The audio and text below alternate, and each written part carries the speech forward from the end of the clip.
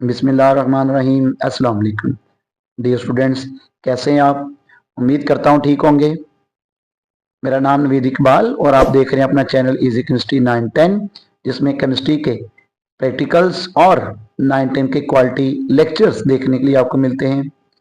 आज का हमारा टॉपिक सबसे ज़्यादा सामने आने वाला मसला, जिसमें अक्सर स्टूडेंट्स उलझ जाते हैं और वो इस मसले को काबू नहीं कर पाते, वह है केमिस्ट्री की प्रैक्टिकल कॉपी कैसे बनाई जाए और साथ ही साथ में केमिस्ट्री का पेपर किस तरह हल किया जाए।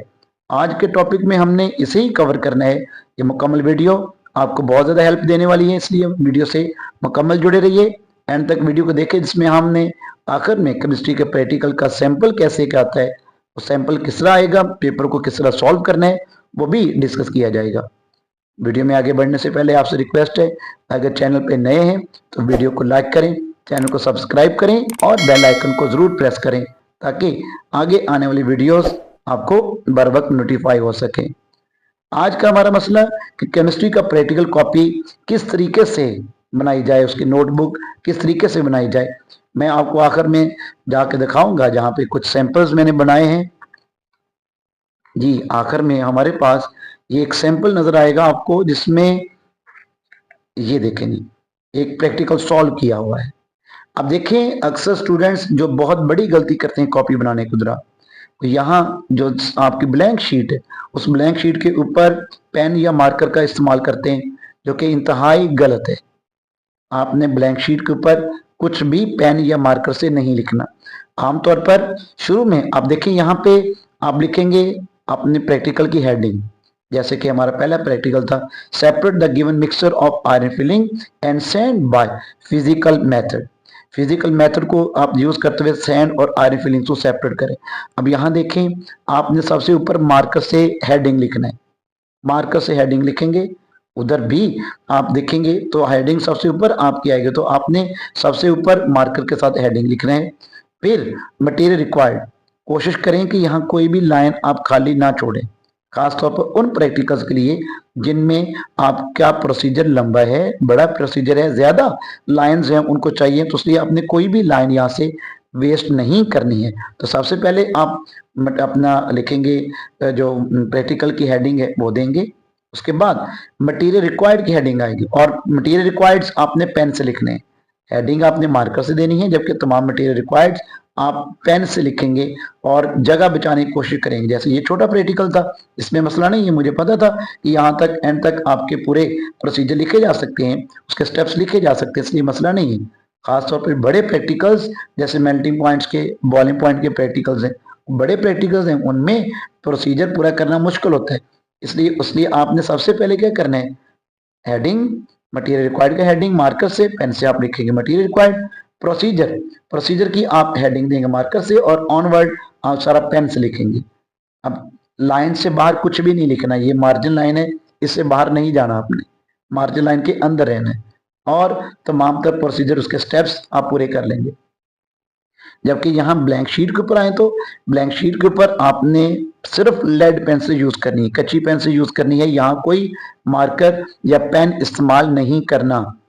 ये मैं आपको दोबारा बता देता हूँ कि पेन या मार्कर ब्लैंक शीट पर इस्तेमाल नहीं करना। डायग्राम बनानी है लेड पेंसिल से, उसको लेबल करना है तो लेड पेंसिल से, कोई ऑब्जर्वेशन का टेबल है तो भी लेड पेंसिल से, कैलकुलेशन लेड पेंसिल से, एंड पर आप रिजल्ट्स भी लेड पेंसिल से ही लिखेंगे। आपने कुछ भी मार्कर या पेन ब्लैंक शीट पर इस्तेमाल नहीं करनी। आगे देखिए, ये बड़ा बड़ा प्रैक्टिकल, जिसकी बात मैं बात कर रहा था कि जहां अक्सर स्टूडेंट्स, उनको जगह का मसला बन जाता है कि वो जगह पूरी नहीं आती प्रोसीजर के लिए। देखिए, सबसे पहले ऊपर आपने यहाँ पे हेडिंग देनी है, अपने प्रैक्टिकल का स्टेटमेंट वो लिखना है। फिर हालांकि यहाँ पे भी एक लाइन छूटी हुई है, कोशिश करें कि आपने लाइन नहीं छोड़नी। ये स्टूडेंट की जिसकी कॉपी है तो उसने भी ये गलती की हुई है, अगर उसने पहले वीडियो देख ली होती तो यकीनन वो ये गलती ना करता। तो यहाँ देखें, हमारे पास ये एक लाइन स्पेस खाली पड़ी हुई है, ये भी नहीं छोड़नी। मटेरियल रिक्वायर्ड यहाँ ऊपर इस जगह लिखेंगे आप, मटेरियल रिक्वायर्ड की हेडिंग देंगे, उसके सामने मटेरियल रिक्वायर्ड लिखना शुरू कर देंगे, कोई लाइन उसका हिस्सा भी आपने नहीं छोड़ना। तो वहां मटेरियल रिक्वायर्ड या पूरे करेंगे। फिर प्रोसीजर, आपने ये लाइन नहीं छोड़नी, इसके ऊपर आपने प्रोसीजर लिखना है, यहाँ पे हेडिंग देंगे और उससे आगे ही लिखना शुरू कर देंगे। दरमियान में कोई लाइन खाली ना छोड़े।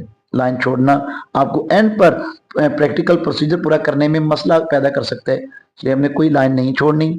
यहाँ प्रोसीजर लिखेंगे, उसके आगे ही लिखना शुरू कर देंगे। तीसरी जो सबसे अहम बात यह थी कि इस प्रैक्टिकल का प्रोसीजर बड़ा है, तो इसका प्रोसीजर पूरा नहीं आएगा। उसके लिए आप क्या करेंगे कि आप यहाँ पे अपना जो पैराग्राफ है उसकी शक्ल में सारे स्टेप पूरे कर देंगे। कोई स्टेप भी आपने अलग अलग नहीं लिखना। जैसे यहाँ नंबर 1 स्टार्ट हुआ है वो कंप्लीट कर लिया, यहाँ तक आते हैं तो वो कंप्लीट हुआ। नंबर टू जहाँ पे खत्म हो रहा है उसके आगे यहाँ देखें नंबर 3 स्टार्ट हो गया, यानी दरमियान में इस लाइन को छोड़ के यहाँ नीचे नहीं जाना। यहाँ से नंबर 3, यहाँ से ऑनवर्ड चलते जाएंगे, ये आपका नंबर 3 वाला एरिया आ जाएगा, ये कंप्लीट। उसके आगे ही नंबर 4 स्टार्ट हो जाएगा। आपने कुछ भी दरमियान में लाइन नहीं छोड़ी। नंबर 4 वो आपका कंप्लीट हुआ, जहां पे नंबर 4 खत्म हो रहा है वहां से आगे नंबर 5 आ रहा है, वो आप कंप्लीट करते जाएंगे। इस तरह आप पैराग्राफ की शक्ल में नंबरिंग करेंगे, लेकिन पेपर में ये पैराग्राफ में नहीं लिखेंगे। पेपर में शीट आपके पास एक्स्ट्रा होती है, वहां काफी जगह होती है, बड़ी शीट होती है, तो वहां पे आप स्टेप बाय स्टेप तमाम जिसके प्रोसीजर के पॉइंट्स हैं वो लिखेंगे स्टेप बाय स्टेप। उसमें जगह का इशू नहीं होता, हमें जगह का असल मसला था, इसलिए आप जगह या मैनेज करने के लिए इसको पैराग्राफ की शक्ल में लिखेंगे। अगर इसकी ब्लैंक शीट देखें, वहां पे आपको ऑब्जर्वेशंस नजर आ रही हैं, डायग्राम्स नजर आ रही हैं। डायग्राम्स और ऑब्जर्वेशंस इनको आपने सारा लेड पेंसिल से ही बनाना है। कोशिश करें कि आपके पास स्केच वाली कॉपी ना हो। अगर स्केच वाली कॉपी भी हो तो भी आप उसको बड़े तरीके से बनाएंगे, बड़े एहतियात से आप बनाएंगे। ऑब्जर्वेशंस टेबल उसका बनेगा, ऑब्जर्वेशन के हेडिंग भी लेड पेंसिल से देनी है, टेबल भी लेड पेंसिल से ड्रॉ करना है, उसकी फिलिंग भी लेड पेंसिल से करेंगे। कैलकुलेशन के तमाम तर प्रोसेस लेड पेंसिल से करेंगे, कोई पेन मार्कर इस्तेमाल नहीं करेंगे। फिर ये हमारे डायग्राम की लेबलिंग देखें, सारी लेड पेंसिल से। जितनी अच्छी नीट राइटिंग में बनाएंगे उतनी आपकी कॉपी के अच्छे इंप्रेशंस आएंगे। जितने अच्छे इंप्रेशंस आएंगे डेफिनेटली उतने नंबर हासिल करने में आपको जो है बेनिफिट मिलेगा। इसी तरह देखिए यहाँ पे रिजल्ट आ रहा है, तो रिजल्ट भी आपने लेड पेंसिल से ही लिखना है, कोई भी पेन मार्कर यूज नहीं करना, लेड पेंसिल से ही आप उसका रिजल्ट लिखेंगे। तो यूं केमिस्ट्री की प्रैक्टिकल कॉपी बनाने का आपका ये आर्टिकल होगा कंप्लीट आज की वीडियो में। बाकी इसका दूसरा हिस्सा जो है वहां हम मूव करेंगे। मैंने आपको बताया था शुरू में कि हम वीडियो में एक सैंपल भी डिस्कस करेंगे, केमिस्ट्री का पेपर किस तरह आता है, पेपर को सॉल्व कैसे किया जाता है। तो ये देखें हमारे पास एक प्रैक्टिकल सैंपल पेपर जो है, मॉडल पेपर समझ लें वो दिया हुआ है इस जगह पर। देखें ये आपके केमिस्ट्री का मॉडल पेपर, इसको जरा और क्लियर करके देखें तो जरा जूम कर लीजिए। आप अपनी स्क्रीन को जो जूम इन करेंगे ये सारा वाज़ेह तौर पे आपके पास आ जाएगा।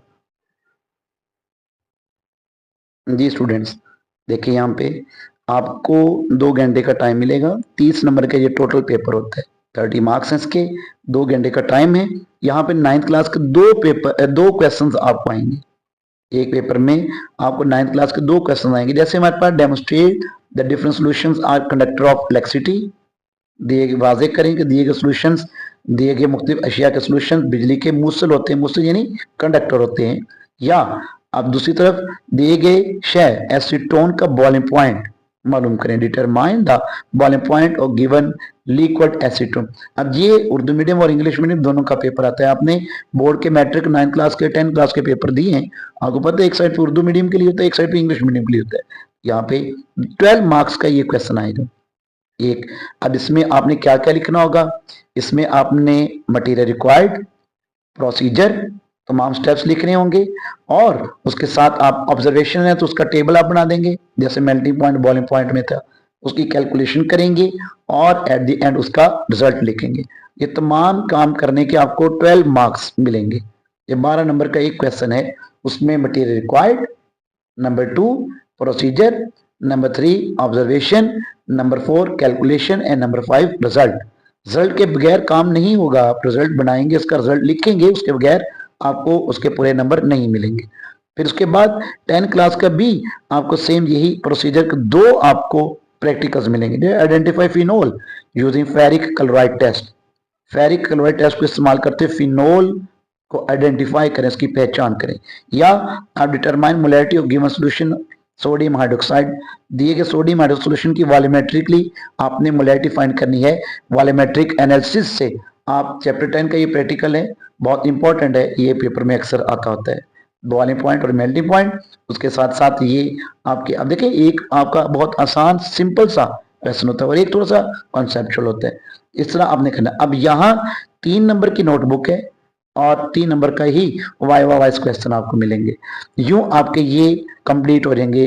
तुम आपके मतलब 3 नंबर की आपकी, अब 12 मार्क्स ये 1.5 मार्क्स 9th क्लास की कॉपी, 1.5 मार्क्स आपके वाइवा 9th क्लास का, ये 15 आपके कंप्लीट हो जाएंगे। सेम इसी तरह 10 क्लास में 12 मार्क्स का एक क्वेश्चन प्लस 1.5 की कॉपी और 1.5 का ही वाइवा क्वेश्चन आएंगे।